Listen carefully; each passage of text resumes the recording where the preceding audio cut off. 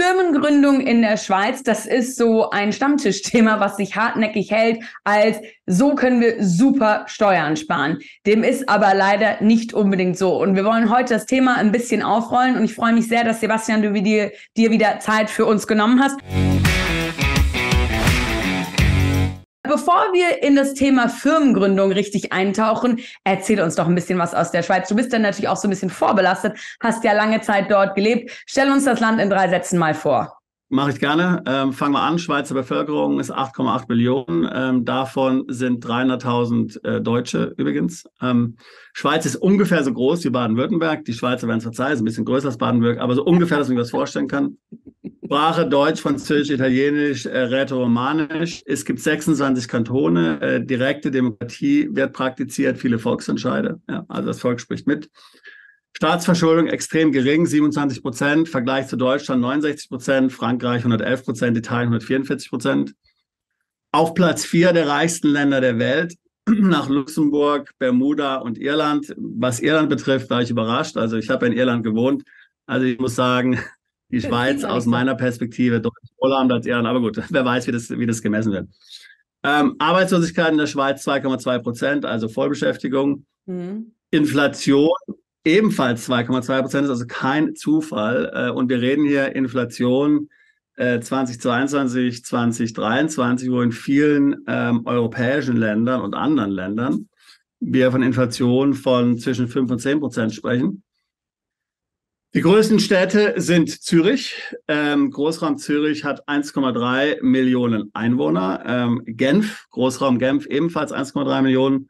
Und Basel, der Großraum Basel hat 830.000 Einwohner. Dann lass uns gleich mal richtig ins Thema steigen. Welche Unternehmensformen gibt es denn in der Schweiz für uns? Also wir finden natürlich in der Schweiz ähnliche Unternehmensformen, wie wir sie auch in anderen deutschsprachigen Ländern und generell in anderen Ländern finden. Fangen wir mal an mit den Personengesellschaften. Es gibt natürlich die Einzelfirma, das Einzelunternehmen. Es gibt die sogenannte Kollektivgesellschaft, die der GbR entspricht. Es gibt auch die Kommanditgesellschaft, die wird aber nicht sehr häufig in der Schweiz verwendet. Also das heißt nicht vergleichbar mit der Häufigkeit zum Beispiel in der Verwendung der GmbH und Co. KG. Die am weit verbreitetsten Gesellschaften sind Kapitalgesellschaften.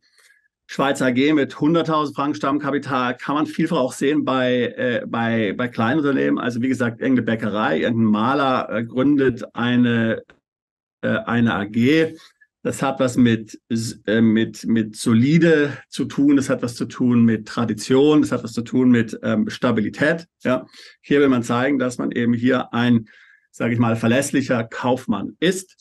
GmbH kann man natürlich auch gründen, hat 20.000 Stammkapital. Ganz wichtiger Punkt bei Kapitalgesellschaften, die Geschäftsführung muss von in der Schweiz lebenden Personen dominiert sein. Bei einem Geschäftsführer muss er in der Schweiz leben. Wenn es 3 Geschäftsführer gibt, dann müssen 2 davon in der Schweiz leben. Okay, also ganz, ganz wichtig. Ich kann nicht eine Firma gründen, als Geschäftsführer agieren, aber nicht in der Schweiz leben.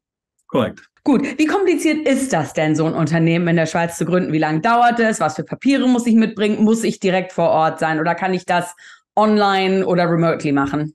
Also Dauer würde ich mal sagen 2 bis 3 Wochen. Okay. Der Prozess ist, dass man ein Sperrkonto eröffnet und hier ist es auch schon die Krux. Ja, also Sperrkonto bei einer Schweizer Bank eröffnen, Kapital einzahlen. Dieses Konto wird dann hinterher aus Geschäftskonto. Also wenn man nicht in der Schweiz wohnt, ist dieser Punkt meiner Erfahrung nach schwierig, dort ein entsprechendes Konto zu finden, eine entsprechende Bank zu finden, die das macht. Gerade wenn Ausländer involviert sind, die nicht in der Schweiz wohnen, auf jeden Fall meiner Erfahrung nach sehr schwierig. Denn man muss ja wissen, die Schweiz hat heute kein Interesse mehr daran, hier irgendjemand bei der Steuerhinterziehung zu helfen. Ja, und es ist ja, steht ja immer im Raum, wenn jemand eine Schweizer Firma gründet, dass es irgendwas mit Steueroptimierung zu tun hat. Andere mögen es leichter finden. Wir fanden es als extrem kompliziert. Danach kommt dann der Notartermin und dann entsprechend die Eintragung. Wie gesagt, 2 bis 3 Wochen. Dann ist eigentlich alles erledigt. Ich meine, wie gesagt, wenn man erstmal ein Sperrkonto hat, das Kapital einzahlen kann, dann ist ja schon mal die wichtigsten Dinge dann eigentlich erledigt. Man kann später natürlich auch noch andere Konten öffnen, gerade heute auch bei den europäischen Online-Banken. Die nehmen ja alle auch Schweizer Firmen an.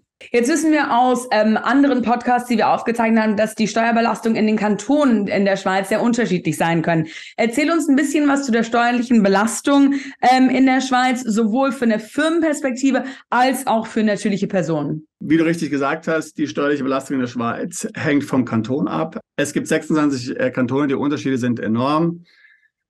Die 3 günstigsten Kantone sind Kanton Zug, Kanton Nidwalden und Kanton Glarus mit 11,83% Gewinnsteuer, 11,98% Gewinnsteuer und 12,3% Gewinnsteuer. Also man kann so sagen, ungefähr wie in Irland, Zypern, so dieses Niveau, tendenziell ein bisschen niedriger.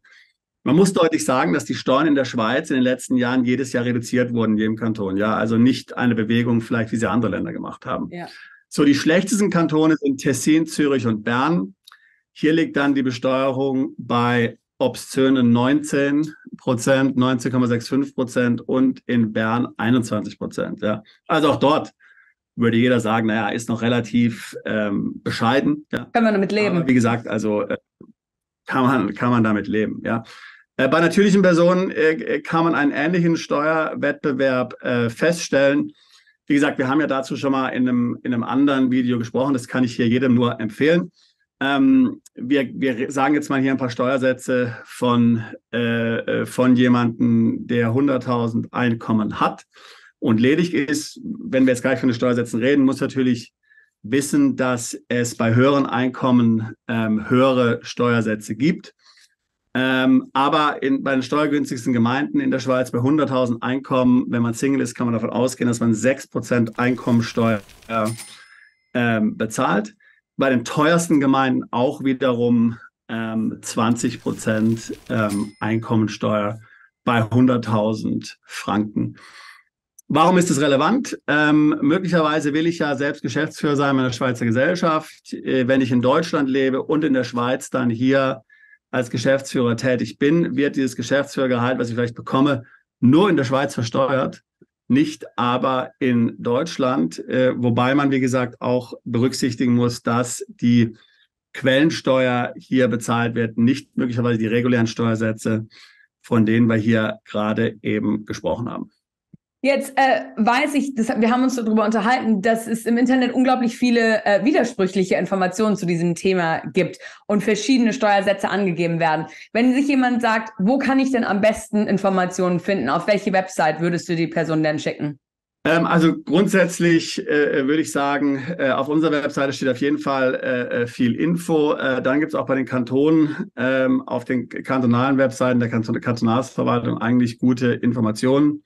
Man darf sich nicht dadurch letztlich hier verunsichern lassen, dass bei vielen Webseiten eben die Maximalsteuersätze angegeben werden, die dann irgendwo von 20 bis 45% in manche Kantonen reichen. Natürlich viel höher sind als das, was ich jetzt gerade eben mir gesagt habe. Jetzt verbringst du und deine Kanzlei viel Zeit damit, digitale Nomaden auch bei ihrem Vorhaben aus Deutschland wegzuziehen, zu unterstützen. Macht es denn für Sie Sinn, eine Firma in der Schweiz zu gründen und dann von dort aus Rechnungen auszustellen an Ihre internationalen oder deutschen Kunden? Ich würde sagen, es macht keinen Sinn für digitale Nomaden. Die Steuern sind zwar günstig in der Schweiz, das Image einer Schweizer Firma ist natürlich sehr gut, aber so Dinge wie, dass der Geschäftsführer in der Schweiz leben muss und natürlich auch die hohe Schweizer Quellensteuer machen es doch dann relativ schwierig, die Firma zu betreiben und natürlich auch Gewinne von der Firma an mich ausschütten zu lassen. Ja, die Quellensteuer in der Schweiz ist 35%. Wenn ich digitaler Nomade bin, werde ich die nicht zurückbekommen und kann die auch mit nichts gegenrechnen. Also es würde sich dann eher anbieten, solch eine Firma in Liechtenstein zu gründen, als jetzt hier eine Firma in der Schweiz, wenn ich tatsächlich eine Firma im deutschsprachigen Raum benötige. Zurück zum eigentlichen Thema Firmengründung in der Schweiz. Für welche Ausländer macht es denn dann unter diesen Umständen Sinn, ihre Firma in der Schweiz zu gründen? Also meiner Meinung nach macht es Sinn für Personen, die in die Schweiz umziehen möchten oder tatsächlich dort investieren wollen, ja. Also wenn ich jetzt dort eine Gesellschaft gründen möchte mit Mitarbeitern, mit Personal, mit Geschäftsräumen, mit Geschäftsführer, wenn ich das vorhabe, dann macht es Sinn. Es macht tatsächlich keinen Sinn, die Firma zu gründen, um damit jetzt irgendwie Geschäft meiner deutschen Firma an eine Schweizer Firma zu verschieben. Denn es ist aus deutscher Sicht absolut nicht möglich, im Ausland eine Firma steuergünstig zu betreiben. Dort gibt es viele Gesetze in Deutschland, die genau diesen Punkt untersagen. Und wenn ich mich nicht daran halte, muss ich mit allen möglichen Sanktionen rechnen. Im einfachsten Fall wird einfach die Firma in Deutschland steuerlich veranlagt, im schlimmsten Fall ein Verfahren wegen Steuerhinterziehung. Also man kann nicht in Deutschland wohnen, eine Schweizer Gesellschaft gründen und diese verwenden praktisch, um hier letztlich Business zu machen as usual. Wenn ich Steuern sparen will, dann muss ich letztlich als einen Schritt Deutschland oder ein anderes Hochsteuerland, in dem ich lebe, verlassen. Wenn man in Deutschland Steuern sparen will, muss man aus Deutschland wegziehen. Das ist so ein Mantra, was ich von dir immer und immer wieder höre. Wie kannst du Leute dabei unterstützen?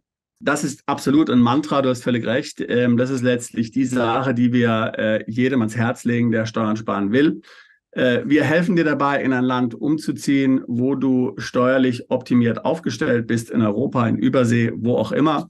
Es gibt viele Länder, wir haben in vielen Ländern Anwälte, Steuerberater, die dann mit dir auch die Umsetzung hier machen können. Du musst nicht hier deinen eigenen Steuerberater und Anwälte kompliziert suchen, sondern wir liefern die letztlich mit als Teil unseres Services, der hier die Gesamtverantwortung für dein Auslandsvorhaben übernimmt, wo wir dein Kontakt sind auf Deutsch und das Ganze mit dir zusammen organisieren.